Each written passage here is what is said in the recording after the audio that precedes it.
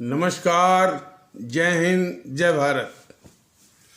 भारतीय अवाम ताकत दल अपने भारतीय भाई बहनों अर्थात अपने देश भारत की जनता अर्थात अपने भारतीय अवाम से भारतीयता आधारित आपसी श्रद्धा, भारतीयता आधारित आपसी स्नेह, भारतीयता आधारित आपसी प्रेम, भारतीयता आधारित आपसी अखलाक मोहब्बत, भारतीयता आधारित आपसी सहयोग, भारतीयता आधारित आपसी सम्मान, भारतीयता आधारित आपसी एकता, भारतीयता आधारित आपसी भाईचारा तथा भारतीयता आधारित आपसी सद्भाव को समझने व उसे आत्मसात करके वैसा ही आचरण एवं व्यवहार करने हेतु और इसके पूरे देश में प्रचार प्रसार करने हेतु और प्रत्येक देशवासी को इसकी अहमियत और महत्व को समझाकर उसे अपनाते हुए वैसा ही आचरण एवं व्यवहार करने हेतु और प्रत्येक देशवासी को अपना ही भारतीय भाई बहन मानकर, समझकर, अपनाकर उनके साथ वैसा ही और उसी अनुसार आचरण एवं व्यवहार करने हेतु सतत, सदैव और हमेशा अदब के साथ, आदर के साथ अर्ज करता है, विनती करता है। अब हम लोग एक ऐसे प्रकरण पर गंभीरतापूर्वक चर्चा करेंगे जो हमारे भारतीय समाज के ताने बाने की मार्मिकता से बहुत गहरा संबंध रखता है। एक रिपोर्ट आ रही थी, वो यूट्यूब के भी माध्यम से और शायद टीवी चैनल पर भी, कि कोई संगठन है भारत में, वो फ्रांस के खिलाफ वो माने गोलबंदी में लोगों को गोलबंद करने के लिए आह्वान कर रहा है। देखिए, ये इस तरह के जो तत्व हैं, अब इस्लाम तो एक पंथ है। अब पंथ बहुत ही आदरणीय, सम्माननीय होता है और इसमें और भारतीय जनता दल किसी भी पंथ पर कोई टिप्पणी नहीं वो करना चाहता और टिप्पणी करना भी ठीक नहीं है। लेकिन जो उसमें खतरनाक पहलू ये है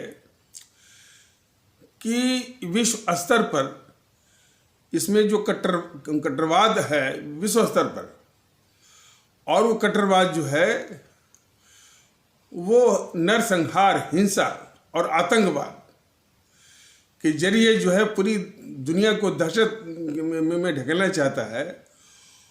तो ये जितने भी आतंकवादी और कट्टरवादी और दहशतगर्द और नरसंहारी जो है जो तबका है, वो इस्लाम का नाम दे करके, जिहाद का नाम दे करके, वो जो इतना पवित्र और इतना सम्माननीय जो इस्लाम पंथ है, उसके सम्मान में बहुत चोट पहुंच रही है। और समस्या इसके आगे भी है कि कुछ देशों में इस तरह की प्रवृत्ति पनप रही है कि इस्लाम आस्था वाले जो समाज के लोग हैं, उनके प्रति घृणा, उनके प्रति नफरत और उनके लिए जो है आवागमन में रोक टोक, इस तरह की भी प्रवृत्ति फैल रही है। तो इसकी जड़ में है जितने भी ये कट्टरवादी तत्व हैं और जो कि हिंसा, आतंकवाद, नरसंहार के बूते जो है पूरी दुनिया को उस दलदल में ढकेलना चाहते हैं, उन्होंने एक पंथ का नाम, इस्लाम का नाम, वो इस्लाम का नाम उसमें चिपका दिया है, जोड़ दिया है, जिहाद का नाम जोड़ दिया है। तो सबसे पहले ये जरूरी है कि दुनिया भर के जितने भी इस्लाम पंथ के अनुयायी हैं, वो उनको ये जिम्मेदारी उनकी बनती है कि ये जितने भी नरसंहारी हैं, जितने भी आतंकवादी हैं और जितने भी वो हत्याएं करते हैं उनको इस्लाम पंथ से बाहर करें, उनको हतोत्साहित करें। और बात यही नहीं है, उनको फंडिंग मिलती है, पैसे मिलते हैं, समर्थन मिलता है, तो समस्या बड़ी गंभीर है। वो इस्लाम पंथ को नुकसान भी पहुंचा रहे हैं, बदनाम भी कर रहे हैं उनके और उनके कारण जो है हमारे इस्लाम आस्था मानने वाले विश्व स्तर पर जो है वो दिक्कतें झेल रहे हैं, लेकिन वो मान नहीं रहे हैं और उनको समर्थन मिल रहा है और उनको फंडिंग मिलती है, पैसे मिलते हैं। ये समस्या ये तो विश्व स्तर वाली बात हो गई। और अपने भारत में भी इस तरह के कट्टरवादी तत्व हैं कि जब भी कोई बाहर होता है तो यहीं से भारत में भी जो है इस तरह का व्यवधान और इस तरह का डिस्टर्बेंस, इस तरह की अशांति ये फैलाने की कोशिश करते हैं।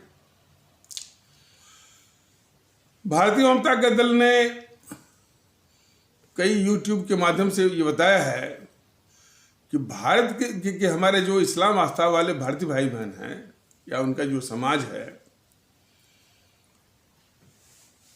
उनको आदर्श के लिए भारत के बाहर नहीं जाना है।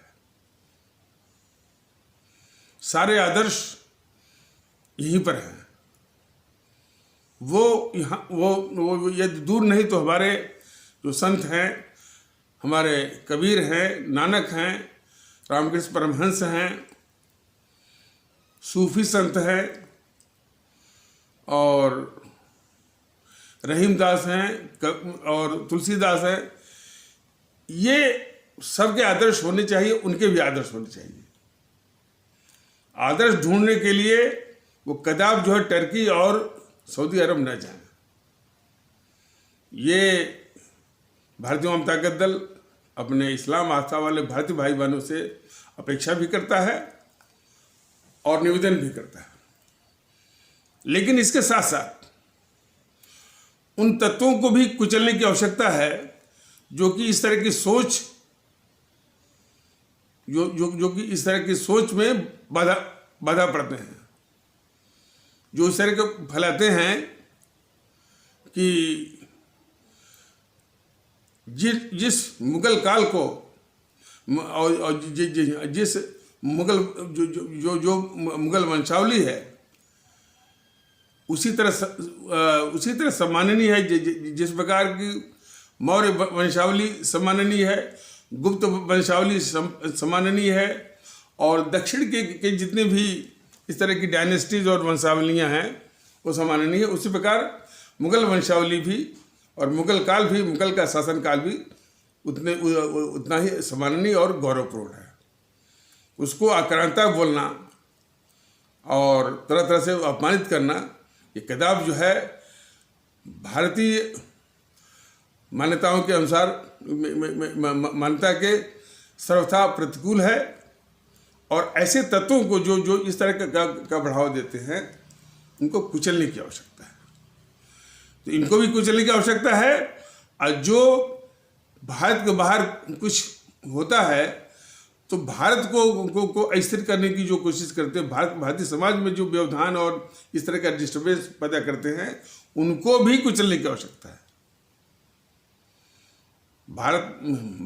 भारतीय समाज के ये ताने बाने को मजबूत रखना है तो ये करना बहुत जरूरी है कि कट्टरवादी तत्व जहां भी हों, इस्लाम आस्था वाले भारतीय भाई बहनों के समाज के तबके में जो भी पाए जाते हों और उसकी प्रतिक्रिया में जो सनातन आस्था वाले भारतीय भाई बहनों के समाज में, सिख आस्था वाले भारतीय भाई बहनों के समाज में, ईसाई आस्था वाले भारतीय भाई बहनों के समाज में, सारे कट्टरवादी तत्वों को कुचलने की आवश्यकता है। बिल्कुल, यदि भारतीय समाज के ताने बाने को बनाए रखना है और मजबूत रखना है तो। और खास करके जो लोग गंगा जमुनी तहजीब का मजाक उड़ाते हैं, दुआबी संस्कृति और मान्यताओं का मजाक उड़ाते हैं, उनको भी कुचलने की आवश्यकता है। हर भारतीय का फर्ज है पहले अपने अपने इस देश को और अपने अपने भारतीय समाज के भारतीय सामाजिक ताने बाने को मजबूत करने के लिए सोचे और उसके लिए काम करे, और कट्टरवादियों के न तो उनके जाल में फंसे, और कट्टरवादी कैसे उनका शमन हो, कैसे वो हतोत्साहित हो, कैसे वो नष्ट में नाबूद हो, कैसे उनका विनाश हो, इसकी सोचे। और हमारे भारतीय समाज के जैसे मैंने इस्लाम आस्था वाले भारतीय भाई बहन हो, चाहे ईसाई वाले भारतीय भाई बहन हो, हमारे चाहे सिख आस्था वाले भारतीय भाई बहन हो, चाहे सनातन आस्था वाले भारतीय भाई बहन हो, उनको किसी आदर्श के लिए भारत के बाहर नहीं जाना है। सारे आदर्श यहीं पर उपस्थित हैं, और समान भाव से तमाम संत महात्मा महापुरुष हैं यही वो इसी धरती में। बस उसको एक समान भाव से कि इसी मिट्टी के महापुरुष हैं, इसी भारत मिट्टी के महापुरुष हैं, इसी भारत मिट्टी के संत महात्मा हैं, और जो कि सबके लिए पूजनीय है, सबके लिए आदरणीय है। जैसे स्वामी विवेकानंद यदि पूजनीय है तो सिर्फ सनातन आस्था वालों के लिए नहीं, वो सभी आस्था वालों के लिए, ईसाई आस्था वालों के लिए भी, सिख पंथ आस्था वालों के लिए भी, इस्लाम आस्था वालों के लिए भी, सबके लिए पूजनीय है। सूफी संत यदि पूजनीय है तो पूरे समाज के लिए पूजनीय है। रहीमदास यदि पूजनीय है तो पूरे समाज के लिए पूजनीय है। तो हम इस तरह के हैं। हमने देखा था कि कोई समाजवादी पार्टी का कोई नेता था, विधायक था, और हमको बहुत खुशी हुई कि वो लखीमपुर खीरी जिले में वो कितने संत महात्माओं को कहाँ से ढूंढ ढांड करके उनके नाम पर जो है मैंने वो जो स्वागत द्वार वो बनवा दिया था। वो बहुत ही वो धन्यवाद का पात्र है। और इसको कहते हैं कि भारत मैंने जितने भी संत महात्मा, मतलब कि उसने ये नहीं देखा कि वो किस पंथ का वो अनुयायी है। कबीर को और भी महात्माओं को और इस्लाम आस्था से भी जो संत निकले हैं उनको भी तमाम, ये होता है प्रयास भारतीय समाज को ये ताने बाने को बनाए रखना और उसको मजबूत रखना। और जो कट्टरवादी तत्व जो है भारत के बाहर जो है कोई भी इस तरह से मैंने बात होती है तो भारत को जो नुकसान और भारतीय समाज को जो नुकसान पहुंचाते हैं, ऐसे तत्वों को कुचलने की आवश्यकता है। और ये भारत के साथ अन्याय भी करते हैं। अन्याय इस रूप में करते हैं, वहीं पर चीन में जो सिंजियांग प्रांत है, वहाँ उइगर जो इस्लाम आस्था वाले माने जो समाज है, उस पर कितना चीन अत्याचार करता है। ये कट्टरवादी तत्व जो भारत में इस तरह से वो माने डिस्टर्बेंस पैदा करते हैं, उनकी घिघी बंद हो जाती है। पाकिस्तान की भी घिघी बंद हो जाती है, और दुनिया के जितने भी मुस्लिम राष्ट्र हैं सबकी घिघी बंद हो जाती है चीन के खिलाफ। तो वो भारत को ही मैंने इस मामले में कमज़ोर समझ रखे हैं कि भारत को दिखा देना है कि कट्टरवादियों के लिए भारत जो है बहुत ही मजबूत है और कुचलने की क्षमता रखता है। और कट्टरवादी तत्व तो कहीं भी हो, इस्लाम आस्था वाले भारतीय भाई बहनों के समाज में हो, सनातन आस्था वाले भारतीय भाई बहनों के समाज में हो, सिख आस्था वाले भारतीय भाई बहनों के समाज में हो, और ईसाई आस्था वाले भारतीय भाई बहनों के समाज में हो, सबको कुचलने की आवश्यकता है। उसी प्रकार ये जो राजनीतिक पार्टियां गुंडों को जो पालती हैं, ये भी एक बहुत बड़ा अभिशाप है देश के लिए। अब बात आ गई है तो तेवी ये गुंडों को पालती हैं जितनी राजनीतिक पार्टियां। और सबसे खतरनाक कौन है? GNPC, गांधी नेहरू परिवार चांडाल चौकड़ी। ये इसके खिलाफ आपने यदि कुछ बोल दिया तो गुंडों को भेज देगी, गुंडों से पिटवाएगी, गुंडों से जो है वो आपका दफ्तर वो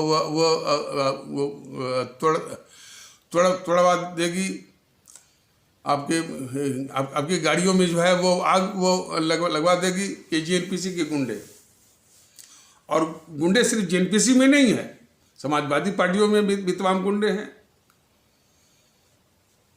ये बहुजन समाज पार्टी में भी है, और कुछ प्रतिशत बीजेपी में भी है, टीएमसी में भी है, एनसीपी में भी है, और जो उद्धव की शिवसेना वो तो गुंडों की ही पार्टी है, शिवसेना। तो ऐसे गुंडे जो है भारतीय समाज के लिए बहुत बड़े अभिशाप हैं, उनको कुचलने की आवश्यकता है।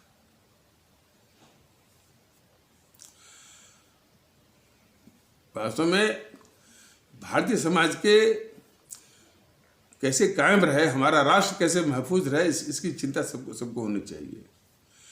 अब देखिए बिहार के चुनाव में वही जो जातिवाद इस देश के लिए अभिशाप है, अब कोई एक बंदा भी नहीं बोल रहा है वहां पर बिहार में कि भाई जातिवाद जो है इस देश के लिए अभिशाप है। ये सोच ही जो है इस देश के लिए बहुत ही वो खतरनाक है।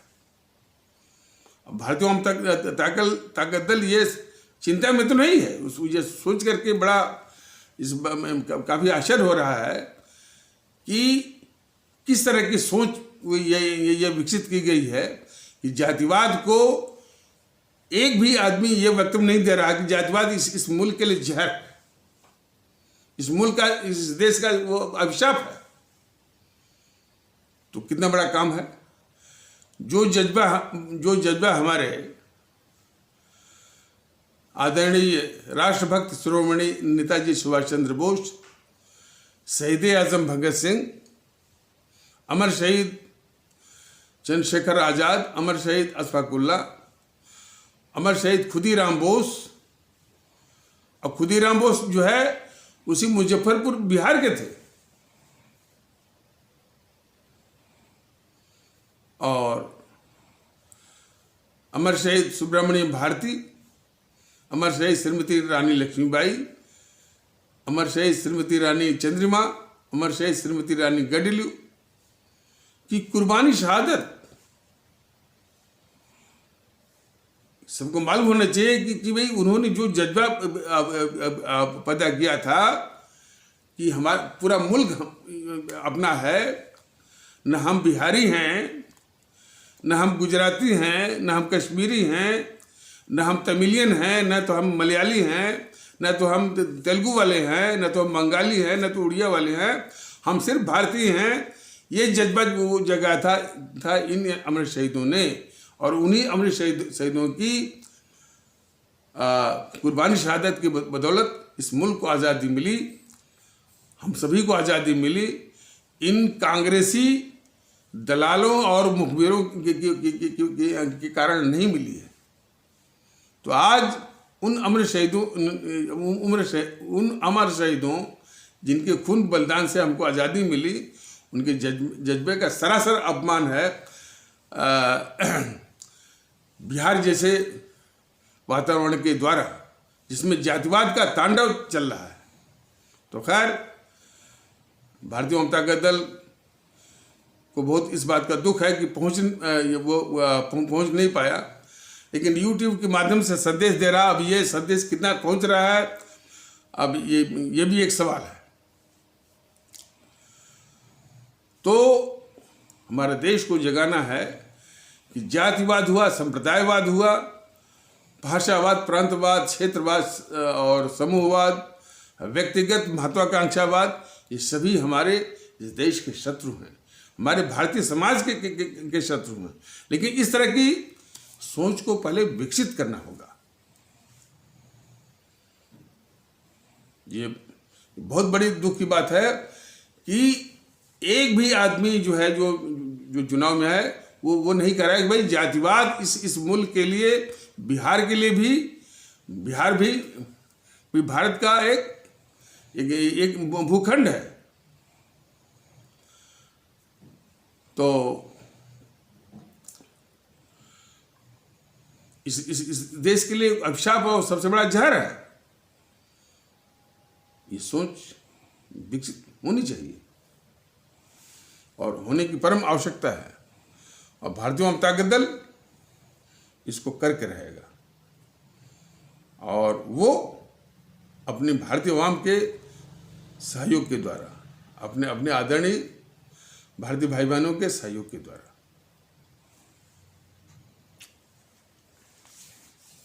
जो जातिवाद, संप्रदायवाद, भाषावाद, क्षेत्रवाद, प्रांतवाद, समूहवाद, व्यक्तिगत महत्वाकांक्षावाद इस मुल्क के लिए, इस देश के लिए, भारतीय समाज के लिए अभिशाप और जहर है। इसमें जितनी राजनीतिक पार्टियां हैं, कुछ छाती तान करके बेहयाई से और कुछ बड़ी सफाई से इसी पर अपनी राजनीतिक रोटी सेक रही हैं और सत्ता हथियाने की साजिश कर रही हैं। तो ये राजनीतिक पार्टियां भी इस मुल्क के लिए एक अभिशाप हैं। मोदी जी के लच्छेदार भाषणों में मत आइए। बाकी तो जो जीएनपीसी का जो चरित्र है, राहुल का क्या चरित्र है, सोनिया का क्या चरित्र है, प्रियंका क्या चरित्र है, और फिर उनके जो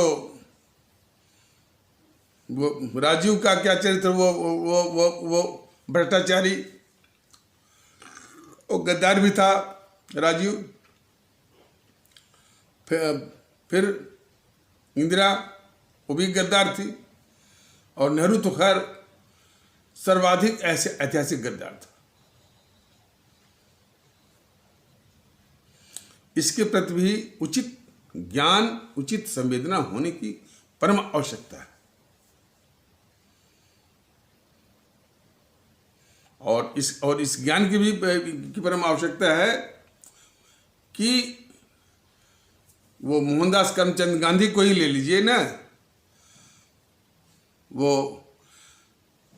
ये जो चमचे इतिहासकार हैं एनपीसी के, कौन, बिपिन चंद्रा तो खैर मर गया। मरते वक्त जो है वो एनबीटी, नेशनल बुक ट्रस्ट का चेयरमैन था वो। तो बिपिन चंद्रा और रोमिला थापर और मृदुला मुखर्जी, इरफान हबीब, रामचंद्र गुहा, राम शरण शर्मा, आरसी दत्ता, ये सब जो है जीएनपीसी, गांधी नेहरू परिवार चांडाल चौकड़ी काकस के चमचे इतिहासकार हैं। तो इन्होंने भारत विरोधी वो मोहनदास करमचंद गांधी की और नेहरू की गद्दारियों को ढकते हुए झूठ मूठ के उनको मैंने बिल्कुल झूठी उसकी प्रशंसा में वो सब लिखा कि ये महात्मा है तो ये है, वो सत्य के लिए लड़ा। कुछ नहीं, उसने इस मुल्क के साथ दगाबाजी भी की और हमारे अमर शहीदों के साथ भी वो दगाबाजी की इस मोहनदास करमचंद ने। कुछ बातें तो यूट्यूब के माध्यम से बताई गई हैं और कुछ नमूने गिना जो है, और कुछ नमूने उसके गिना देता हूँ। अंग्रेजों से हमारे अमर शहीद लड़ रहे थे अपने, और इस मुल्क के लिए जान दे रहे थे। तो अंग्रेज हमारे दुश्मन, इस देश के शत्रु, अपने देश के शत्रु अंग्रेजों की सहायता के लिए ये मोहनदास करमचंद गांधी प्रथम विश्व युद्ध में भारत के लोगों को अंग्रेजी सेना में भर्ती करवाया। ये ऐतिहासिक तथ्य है। तो हमारे आदरणीय भारतीय भाई बहनी खुद फैसला करें, खुद जाने कि ये कितना बड़ा गद्दार था मोहनदास करमचंद गांधी।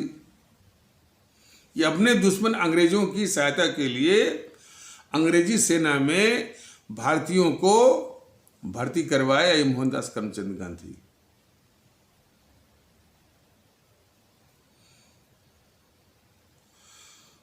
और जब 24 मार्च 1931 को शहीद आजम भगत सिंह, अमर शहीद सुखदेव और अमर शहीद राजगुरु को फांसी लगने वाली थी, पूरे देश में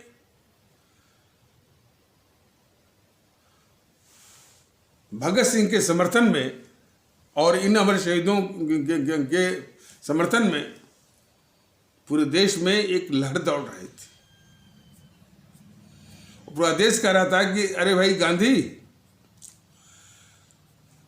तुम बात करते रहते हो अंग्रेजों से, तो जाकर जो वायसराय है लॉर्ड इरविन, उससे निवेदन कर दो, प्रार्थना कर दो कि इनकी फांसी रुक जाए।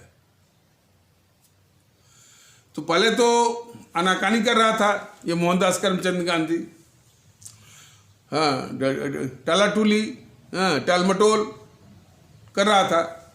लेकिन जब इस तरह से जनमानस का बहुत ज़्यादा दबाव देखा तो गया। तो ये देश कह रहा था कि भाई जाकर इरविन से इन अमर शहीदों की जो फांसी जो लगने वाली है उसको रुकवाओ। और जाकर उल्टे जो है उनका कान भर आया लॉर्ड इरविन का, ये मोहनदास करमचंद गांधी, ये कहा कि अरे भाई ये लोग तो, ये भगत सिंह, सुखदेव, राजगुरु जनता में बहुत लोकप्रिय हैं, यदि इनको कुछ हुआ तो बहुत बड़ी अशांति, बहुत बड़ा बवाल, बहुत बड़ा बवंडर खड़ा हो जाएगा और आप इसको कंट्रोल नहीं कर पाएंगे, काबू में नहीं कर पाएंगे। तो इसके लिए ऐसा करिए कि जो फांसी आप सुबह लगाने वाले हैं, शाम को ही लगाकर इनको मार दीजिए। अब जरा हमारे आदरणीय भारतीय भाई बहन जरा बताएं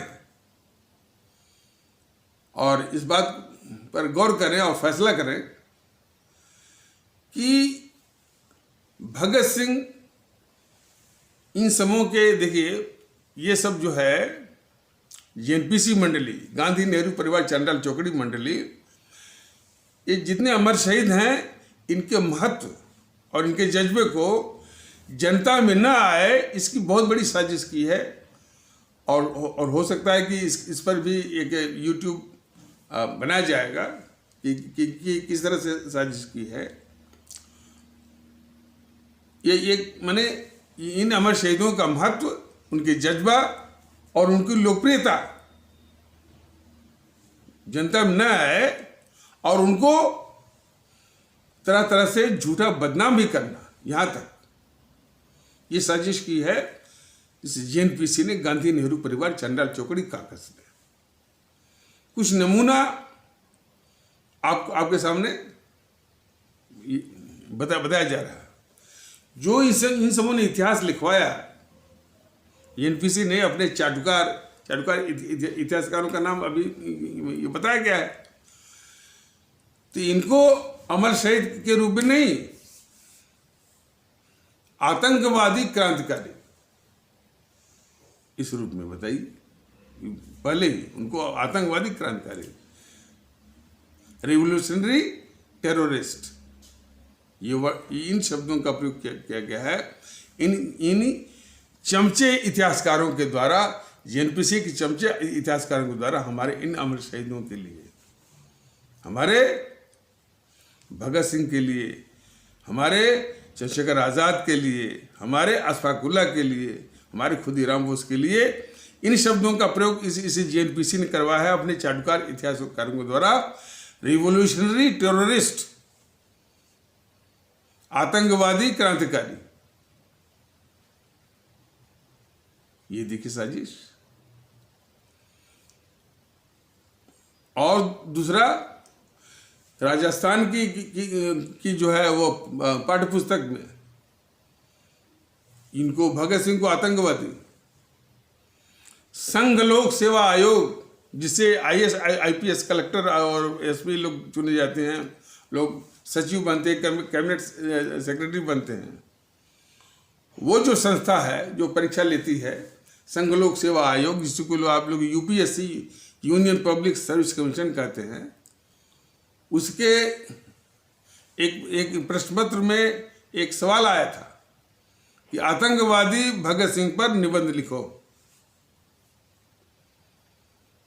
ये इनका डिमिनर है JNPC वालों का, गांधी नेहरू परिवार चंडाल चौकड़ी काकस का। तो इतने साजिश के बावजूद भी भगत सिंह का इस देश के प्रति मैंने अपने देश के प्रति त्याग बलिदान के रूप में सबसे बड़े आदर्श है, सबसे बड़े आदर्श है। तो जरा अब हमारे आदरणीय भारतीय भाई बहन जरा इस बात पर गौर करें, फैसला करें कि हमारे इतने बड़े देशभक्ति, राष्ट्रभक्ति, त्याग बलिदान के इतने बड़े प्रतिमूर्त को जो ये सलाह दे आए और जिससे देश करा कि तुम इनकी फांसी रुकवाओ, और उल्टे ये सलाह दे आए कि इनको 12 घंटे पहले मार दो, उसको आप सब लोग क्या कहेंगे और क्या समझेंगे, बताइए ना। निश्चित रूप से आप में ये भाव आएगा कि ये जयचंद और मिर्जाफर जिनका गद्दारों के रूप में इनका नाम आता है, तो ये इनकी गद्दारी इस मोहनदास करमचंद गांधी की गद्दारी से बहुत ही बौनी हो गई, बहुत छोटी हो गई। कितना बड़ा गद्दार था ये मोहनदास करमचंद गांधी।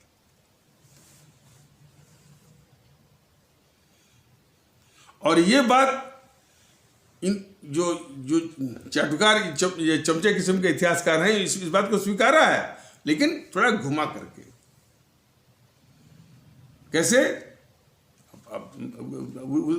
उनकी किताबों में देख लीजिए, उन्होंने ये कहा है। अच्छा, हाँ, वो वाकया यह आया था कि पहले तो ये आनाकानी कर रहा था कि वो न मिलने के लिए, और जब बहुत दबाव पड़ा तो मिलने गया, और जब इनकी फांसी लग गई कुछ ही दिनों के बाद ये मिलने गया, अपने आप मिलने गया है ये मोहनदास करमचंद गांधी लॉर्ड इरविन से। और बहाना क्या बनाया, तर्क क्या दिया कि हमको द्वितीय गोलमेज सभा, second round table conference second RTC में भाग लेने के लिए लंदन जाना है। तो लंदन जाने के लिए वो मिलना जरूरी है। और बल्कि एक आंदोलन भी चल रहा था, सिविल डिसओबीडियंस मूवमेंट, यानी सविनय अवज्ञा आंदोलन। उस आंदोलन को भी इसने बंद करा दिया। उस आंदोलन को बंद करा करके लॉर्ड इरविन से मिलने गया। तो देश ये देखा कि भाई ये गद्दार कैसा है कि अभी 4-5 रोज पहले जो है भगत सिंह, सुखदेव, राजगुरु की फांसी रुकवाने के लिए यह आनाकानी कर रहा था। बड़े बड़े मुश्किल से तो गया, और जब इन अमर शहीदों की राख भी ठंडी नहीं हुई तब जाकर मिल रहा है और बहाना बना रहा है कि उसको सेकंड यह द्वितीय गोलमेज सभा, सेकंड राउंड टेबल कॉन्फ्रेंस भाग लेने के लिए वो लंदन जाना है, इसलिए जो है वो आंदोलन भी बंद करवा दिया, जाकर उससे मिल रहा है। इस बात पर पूरा देश बौखला गया, बौखलाया था देश।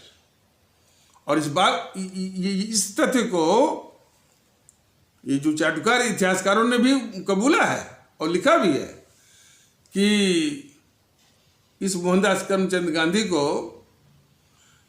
कांग्रेस के अधिवेशन में वो कराची जाना था, और गुजरात से एक छोटी लाइन जाती थी कराची को, और इस गांधी को गुजरात से कराची तक पूरे रास्ते भर काले झंडे इसको दिखाए गए, उस गद्दारी के खिलाफ मोहनदास करमचंद गांधी की जो गद्दारी थी इस मुल्क के खिलाफ, हमारे अमर शहीदों के खिलाफ, उसके विरोध में ये प्रदर्शन था। उनको रास्ते भर काले झंडे दिखाए गए, गुजरात से लेकर कराची तक पूरा। ये दर्द है। और फिर जब हमारे राष्ट्रभक्त शिरोमणि नेताजी सुभाष चंद्र बोस 2 बार बने थे कांग्रेस के अध्यक्ष, और उसमें कांग्रेस का अध्यक्ष 1-1 साल के लिए बनता था, तो 1 साल तो बन गए सर्वसम्मत से, यूनानिमसली, जिसको कहा जाता है यूनानिमसली या सर्वसम्मत से। और दूसरी बार, अच्छा, चूंकि कांग्रेस को राष्ट्रभक्ति के शैली में, राष्ट्रभक्ति के रास्ते पर ले जाना चाहते थे, लेकिन वो कांग्रेस तो मुखबिर थी, दलाल थी, तो जो गांधी की मंडली को बड़ी तकलीफ हो रही थी कि ये कैसे, हमको तो दलाली करनी है, हमको तो मुखबिरी करनी है वो अंग्रेजी सरकार की, और ये जो है वो अंग्रेजी सरकार से टकराने की बात करते हैं, देशभक्ति की बात करते हैं। तो अगली बार के चुनाव में जो पहली बार चुने थे तो वो था आपका हरिपुर अधिवेशन, और दूसरी बार जब त्रिपुरी अधिवेशन हुआ और उसमें कांग्रेस के अध्यक्ष के चुनाव की बात आई, तो इस गांधी के चमचों ने, मोहनदास करमचंद गांधी के चमचों ने, उसकी मंडली ने पहले से ही हल्ला वो करना शुरू कर दिया कि इस बार सर्वसम्मत से कांग्रेस का अध्यक्ष नहीं चुना जाएगा, अब वो होगा, कंटेस्ट होगा, चुनाव होगा पहले से। वो ये सोच करके कि ये पैतरा बदले कि जब चुनाव होगा तो हम लोग मैंने ऐसे तैसे या किसी भी तरीके से ये परास्त कर देंगे उनको, सुभाष चंद्र बोस को। यही सोच करके वो पहले से वो हल्ला करना शुरू कर दिए कि इस बार जो है वो कांग्रेस का अध्यक्ष का चुनाव जो है सर्वसम्मति के मॉडल से नहीं होगा। और जब वो चुनाव हुआ, जब कंटेस्ट हुआ, तो इन समूह ने सुभाष चंद्र बोस के खिलाफ एक कैंडिडेट खड़ा किया, उसका नाम था सीता वीरमैया पट्टाभीरमैया।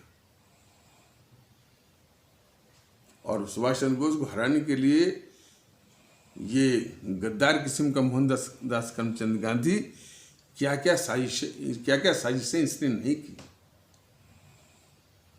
अपनी राजनीतिक प्रतिष्ठा को भी दांव लगा दिया सुभाष चंद्र बोस को हराने के लिए। अब घूम घूम कर इसने प्रचार किया कि सीता वीरमैया पट्टाभीरमैया की हार मेरी हार